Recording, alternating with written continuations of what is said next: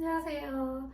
이번 시간에는 지난 시간에 이제 의병 운동을 했죠. 이번 시간에는 우리가 실력을 쌓아서 공부를 해서 실력을 쌓아서 일제에 대항하자라고 하는 애국 계몽 운동에 대해서 보도록 하겠습니다. 여러 단체들을 좀 볼 거예요.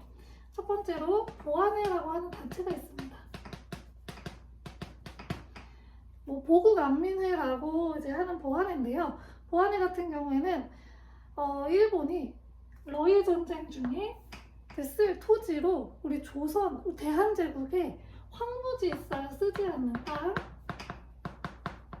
여기를 자기네가 개척을 해서 쓰겠다라고 하는 황무지 개척권을 요구를 합니다. 그거를 반대를 해요. 그렇게 해서 결국에는 황무지 이 개척에 대한 요구를 철회를 시켰던 그런 결과가 있는 단체고요. 헌정연구회라고 하는 단체는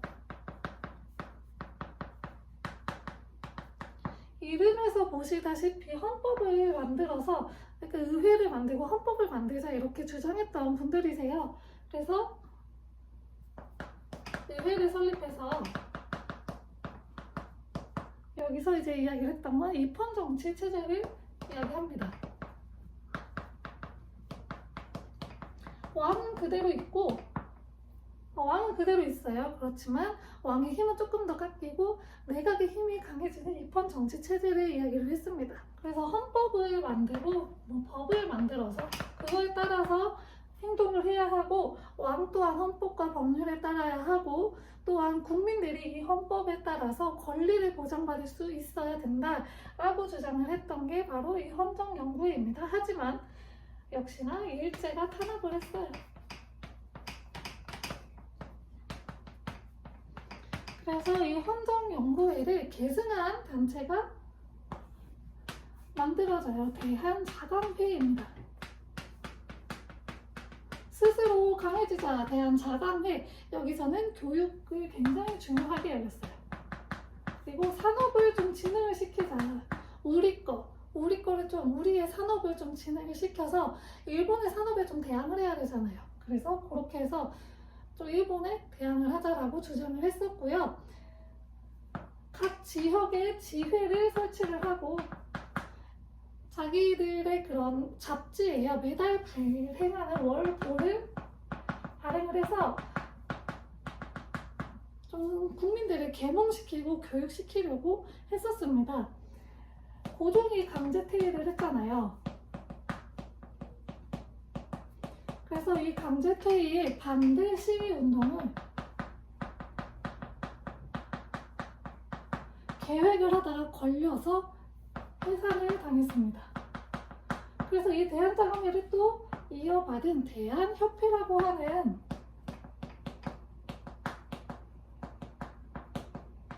단체가 만들어지는데요. 마찬가지로 이제 이어받았으니까 교육과 산업을 진흥시키자 했는데 일본의 눈초리가 너무 세졌어요. 그래서 제대로 활동하지 못하고 그냥 친일적인 성향을 보이게 되는 단체로 바뀌게 되었습니다. 그리고 신민회라고 하는 단체도 있습니다. 신민회 단체는 비밀결사의 모습으로 활동을 했어요. 대놓고 하면은 감시도 심하고 일제에서 강제로 해산될 가능성이 있기 때문에 몰래 한 거죠. 비밀결사의 형태로 했고요. 안창호, 양기탁, 신채호 이런 분들이 활동을 하셨던 단체입니다. 이 단체는 공화정을 좀 지향했던 것으로 보여요.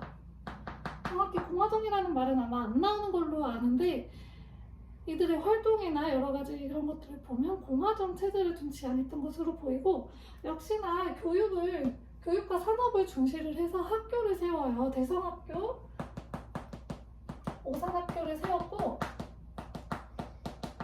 산업도 진흥시키려고 했기 때문에 우리만의 회사를 좀 만드는 자기 회사를 설치하고 태극 서방 같은 거 설치해서 우리의 산업도 진흥시키려고 했습니다.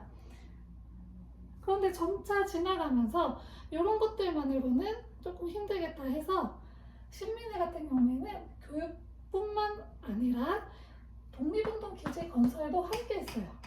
설치해서 우리의 산업도 진흥시키려고 했습니다. 그래서 어떻게 보면 의병운동과 애국개몽운동을 합쳐놓은 단체라고도 볼 수가 있습니다. 그렇게 해서 이제 뭐 이회영이라든지 이상용 같은 선생님께서 이런 독립운동기지 건설 운동을 하셨는데 일제가 이 단체를 이제 파다가 이 단체가 드러나게 됐어요. 그래서 일제가 조작했던 사건인 배고인 사건으로 신민회는 없어지게 되었습니다. 이번 시간에는 좀 실력을 키워서 이제 대항하자고 했던 애국개몽운동 단체들 몇 개에 대해서 살펴봤습니다. 다음 시간에는 이제 개항 후에 우리 대한제국, 조선 대한제국 이 모습들이 어떻게 바뀌었는지에 대해서 보도록 하겠습니다. 감사합니다.